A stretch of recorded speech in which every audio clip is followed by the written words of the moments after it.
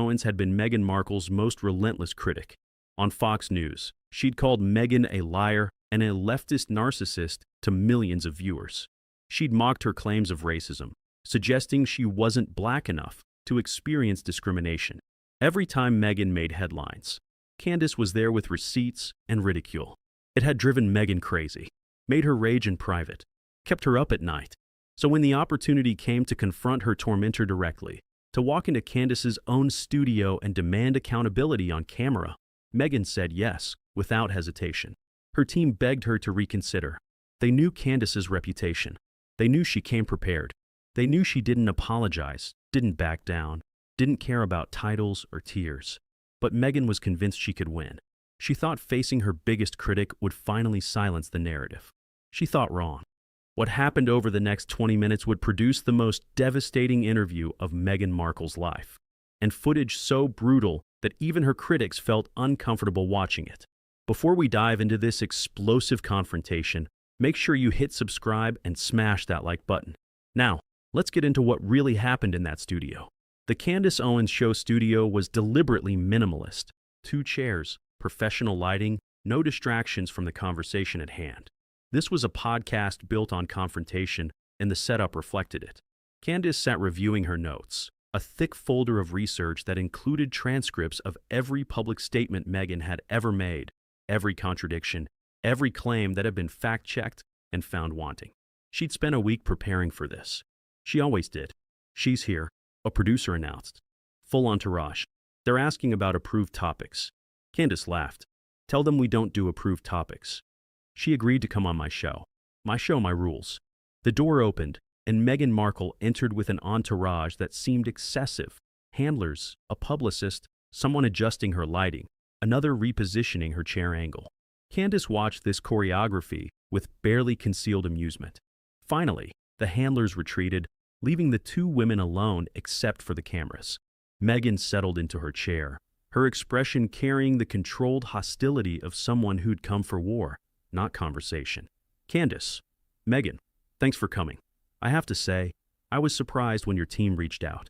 "Were you? After everything you've said about me, I thought confronting you directly was the only option left." Candace smiled. "Confronting me? That's an interesting framing. I thought you came to share your perspective. I came to address the lies you've spread about me for years." "Lies? That's a strong word. Let's get into it. But first," she looked directly into the camera. "For my audience, the Duchess of Sussex specifically requested this interview. She wanted to confront me about my previous coverage. I said yes immediately. I'd always welcome the opportunity to discuss my reporting with the subjects of that reporting. So let's see how this goes." The cameras began rolling. Candace leaned back, her posture relaxed, but her attention razor-sharp. "So, Meghan, let's start with the obvious. You're unhappy with things I've said about you. Tell me which specific statements you'd like to address." Meghan's eyes flashed. "Where do I start? You called me a liar on national television. You called me a leftist narcissist. You questioned whether I was black enough to experience racism. You mocked my suicidal thoughts. Let me stop you there. I didn't mock your suicidal thoughts. I pointed out a contradiction in your statements. You told a panel in 2019 that you don't read newspapers or check social media. Then you told Oprah you were suicidal because of bad press. If you don't read the press, how did the press make you suicidal? That's not mocking. That's questioning. You're taking things out of context. I'm literally quoting your own words. You said one thing in 2019, another thing in 2021. Those statements contradict each other. Pointing that out isn't lying. It's journalism." Meghan's face reddened. "That's not journalism. That's character assassination. Character assassination would be making things up. I've never made anything up about you. I've quoted your own statements and noted when they don't align. If that feels like assassination, maybe the problem is the statements, not the person pointing at them." Meghan leaned forward aggressively. "You said I wasn't black enough to experience racism. Do you understand how damaging that is? How offensive?" Candace didn't flinch. "I said that looking at you, most people wouldn't immediately identify you as black. That's an observation, not an insult. And I raised the question of whether the negative coverage you received was actually about race or about behavior. Those are different things. You don't get to decide whether I've experienced racism. And you don't get to claim racism without evidence and expect no one to question it. You told Oprah that someone in the royal family expressed concern about how dark Archie's skin would be. You never said who. You never provided context. You made an explosive allegation and then refused to substantiate it. I'm allowed to be skeptical of unsubstantiated claims. It was a private conversation that you chose to share publicly. Once you share something publicly, it becomes subject to public scrutiny. You can't have it both ways, going on global television to make accusations, then claiming privacy when asked for details. Meghan's voice rose. You said if anyone believes Archie suffered anti-black racism, you're a Nigerian prince, and they should give you their credit card. How is that not mocking a child? Candace shrugged. I was mocking the claim, not the child. There's a difference. I was pointing out that Archie appears to be a white-presenting child, and the claim that he was denied a title because of anti-black racism doesn't hold up to scrutiny. The title rules applied to him regardless of his heritage. Those are facts. I'm sorry if facts feel like mockery to you. Meghan grabbed her water, took a long drink, and set it down with deliberate force. You praised Piers Morgan after he called me a liar on national television. You said he was all of us when he was dressing me down. You celebrated when he attacked me. I agreed with his assessment. He said you weren't being truthful in your Oprah interview. I agreed. That's not celebration. That's concurrence. He left his job because of what he said about me. He left because you filed a complaint. You used your position to silence a critic. That's exactly what I called out. A typical leftist move. When you can't win the argument, try to get the other person fired. I didn't get him fired. You filed a complaint with the broadcaster. That complaint contributed to the pressure that led to his departure. You may not have pulled the trigger, but you loaded the gun. Meghan's voice rose to something close to a shout. He was lying about me on television. He was expressing an opinion that you were lying. Opinion isn't slander. You're allowed to think someone's lying, and you're allowed to say so. Unless, apparently, you're saying it about Meghan Markle, in which case your career gets destroyed. That's not what happened. That's exactly what happened. And it's why I've never backed down from my coverage of you. Because the moment we let powerful people silence their critics through complaints and pressure campaigns, journalism dies. I won't be silenced. Not by you. Not by anyone. Candace shifted topics, her approach methodical. Let's talk about something more recent. The Los Angeles wildfires. You and Harry visited the disaster zone. I called you inauthentic ambulance chasers. You probably didn't like that. Meghan's expression flickered with anger. We were trying to help, were you? Because the footage showed you walking through ruins, talking to officials, picking up a plastic bin lid. It looked more like a photo opportunity than actual assistance. We were bringing attention to the crisis. The crisis had plenty of attention. What it needed was actual help, donations, supplies, volunteer labor. What you provided was cameras following you through devastation. That's not help. That's exploitation. How dare you? I dare because it's obvious. You showed up with photographers. You posed with officials. You made sure everyone knew you were there. That's not charity. That's branding. And people noticed. Meghan's face contorted. We raised awareness. Awareness of what? The fires were on every news channel. Everyone was aware. What you raised awareness of was yourselves. Your presence. Your compassion. It was performative, Meghan. And calling it out isn't cruelty. It's honesty. Let's talk about something else, Meghan said abruptly, clearly trying to regain control. Sure. Let's talk about Netflix. Your cooking show. I called it cringe. Several projects got canceled. What's happening with your media empire? Meghan stiffened. Projects evolve. That's the entertainment industry.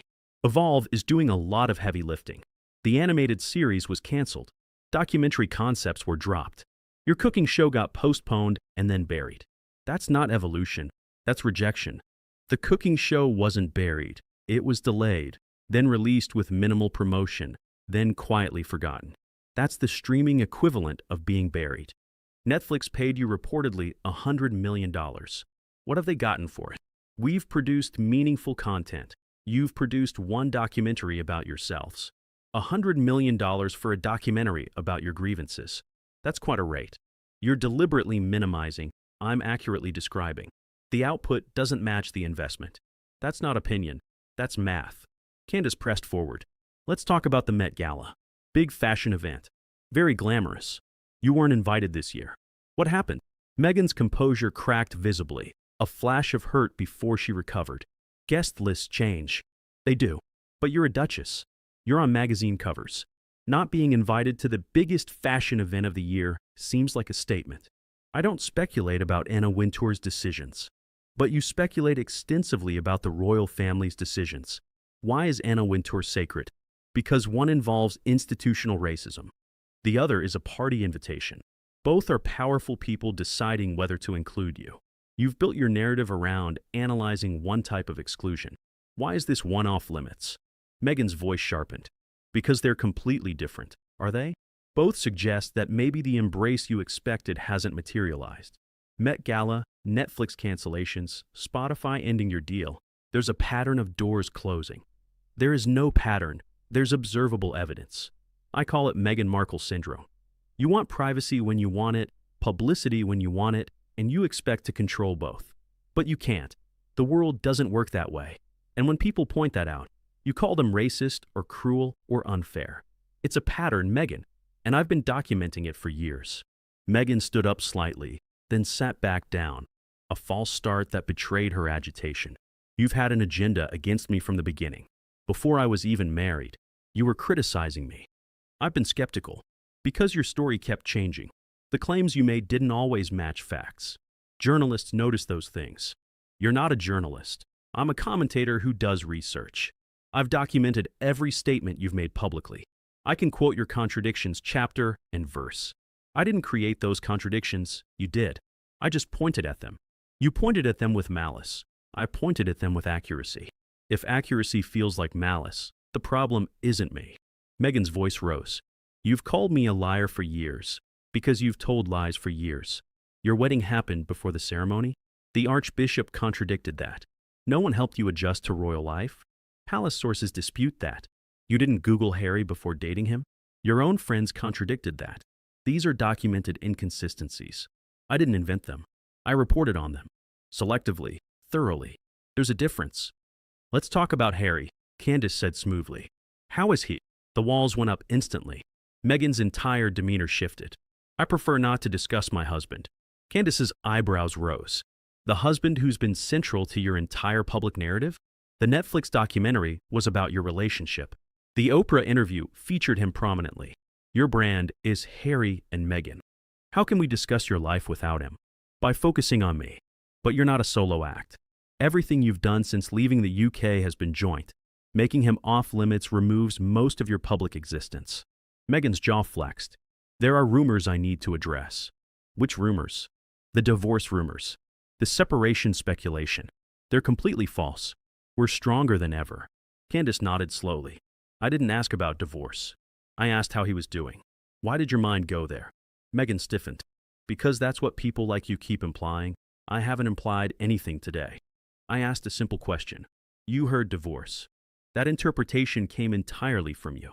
Because I know the narrative you're pushing, I'm not pushing any narrative. I'm observing your reactions. When someone asks about your husband, and you immediately defend against divorce accusations no one made, it suggests divorce is on your mind more than you're admitting. That's ridiculous. It's observation. Your first association when I mentioned Harry was divorce defense. That tells me something about where your head is. Meghan's face reddened. You're twisting everything. I'm repeating your own words. The twist is coming from somewhere, but it's not from me. Meghan grabbed her purse, her movements sharp with barely contained fury. This was a mistake. Coming here was a mistake. Candace didn't move. Probably, but not for the reasons you think. What's that supposed to mean? You came here to put me in my place, to confront the critic and make her apologize, to expose my lies and vindicate yourself. But here's the problem. I haven't lied. Everything I've said about you is documented. Every contradiction I've noted is based on your own words. You can't expose lies that don't exist. Your framing is lies. My framing is perspective. You're free to disagree with my perspective. But disagreement isn't the same as proving me wrong. And you haven't proven me wrong about anything. You've just expressed displeasure. Loudly, repeatedly, and with increasing hostility. Because you won't engage fairly, I've done nothing but engage. You're the one who keeps trying to end the conversation. Every time I make a point you can't counter, you deflect or accuse me of agenda. That's not my unfairness. That's your inability to defend your own narrative. Meghan stood up fully, her composure cracking completely. I don't have to sit here and be attacked. You haven't been attacked. You've been questioned. There's a difference. Attacking would involve insults, false claims, unfair treatment. I've done none of those things. I've asked questions and noted contradictions. If that feels like attack, maybe the contradictions are the problem, not me. You've spent 5 years tearing me apart. I've spent 5 years documenting your public statements and noting when they don't align. That's not tearing apart. That's journalism. The fact that it feels destructive to you says something about the stability of what you've built. Meghan pointed at Candace, her hand shaking. You're a bully. I'm a commentator who doesn't accept your narrative without question. If that makes me a bully, then everyone who asks you hard questions is a bully. And if everyone's a bully, maybe the common factor isn't all these other people. You're going to regret this. People have been telling me that since I started my career. Still waiting. But thank you for confirming exactly what I've always said about you. What's that supposed to mean? It means you threaten people when you can't control them. That's a pattern. You threaten media that doesn't cover you properly. You file complaints against critics. You imply consequences for people who don't accept your version of events. It's all the same move. Intimidation when persuasion fails. Meghan grabbed her jacket, her movements sharp with controlled fury. This interview is over. It was over before it started. You came here expecting me to apologize for accurate reporting. I don't apologize for accuracy. I never have. So instead of the vindication you expected, you got more questions you can't answer. That's not my fault. That's the consequence of building a narrative that doesn't hold up to scrutiny. My narrative holds up, does it? Name one thing I've said about you that was factually false. One specific statement I can correct. Meghan hesitated. The challenge hung in the air. Your characterization isn't a specific statement. Give me a fact I got wrong. A quote I misattributed. A claim I made that wasn't true. Silence. That's what I thought, Candace said quietly. You've been calling me a liar for years. Here's your chance to prove it. And you can't. Because I haven't lied. I've reported. Accurately. Thoroughly. Consistently. And that's what really bothers you. Not that I'm wrong, but that I'm right. Meghan moved toward the exit, then turned back for one final confrontation. You know what your problem is, Candace? You've built your entire identity on attacking successful women, on tearing down people who've achieved things you never could. Candace smiled, genuinely, not mockingly. I've built my identity on telling truths that powerful people don't want told. I've been canceled, boycotted, attacked from every direction. And I'm still here, still growing. Still reaching millions of people who appreciate honesty over flattery. You call cruelty honesty. I call accuracy accuracy. You call scrutiny cruelty. That's a you problem, not a me problem. Meghan's voice dropped to something cold. History will vindicate me. Maybe. Or maybe history will see someone who had every advantage and spent most of her time complaining about the few things she didn't have. Someone who cried racism when questioned, played victim when challenged, and threatened consequences when neither worked. I've documented everything, Meghan. Every statement, every contradiction, every claim that didn't hold up. That documentation will outlast both of us. Let history decide which of us was telling the truth. Meghan stared at Candace for a long moment. Something flickered behind her eyes. Maybe recognition of how badly this had gone, maybe just more rage. It was impossible to tell. Goodbye, Candace. Goodbye, Meghan. Thanks for finally giving me the chance to say all this to your face. Meghan turned and walked out. The door closed behind her with a decisive click.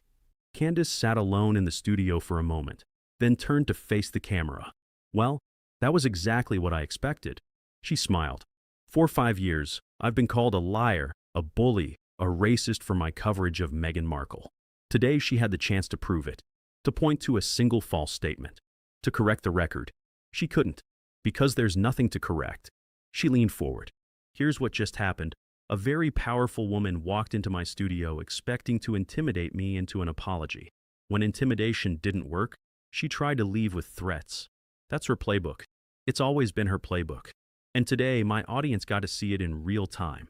Candace's expression became more serious. I want to be clear about something. I don't hate Meghan Markle. I don't know her. What I hate is dishonesty. What I hate is playing the victim while wielding enormous power. What I hate is using accusations of racism to silence legitimate criticism. That's what I've called out for 5 years. And that's what she couldn't defend today. She looked directly into the camera. Every statement I've made about her is documented. The contradictions are her own words. The inconsistencies are from her own interviews. I didn't create those problems, I reported on them. And if reporting on them makes me a bully, then journalism is bullying, and we've lost something fundamental about how free societies function. She paused. She's welcome back anytime she wants to actually engage with the substance instead of attacking the messenger. But I suspect that won't happen, because the substance isn't on her side. It never has been. The interview lasted 38 minutes before Meghan walked out. Its impact would last considerably longer. Candace Owens continued doing what she'd always done, documenting contradictions, questioning narratives, and refusing to apologize for accurate reporting. Meghan Markle returned to Montecito, to her foundation work, to her ongoing media strategy. But the confrontation she'd sought had backfired spectacularly.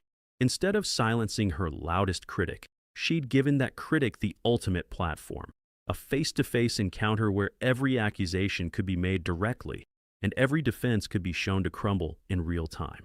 Some confrontations you win by showing up, others you lose by revealing too much. And some critics, when you finally face them, turn out to have receipts for everything they've ever said, and an audience of millions waiting to watch you try and fail to dispute them. Candace had the receipts. Meghan couldn't dispute them, and the cameras captured it all. What do you think? Was Candace too harsh, or did Meghan deserve every question? Who would you want to see on Candace's show next? Drop your thoughts in the comments below. If you enjoyed this story, don't forget to like this video.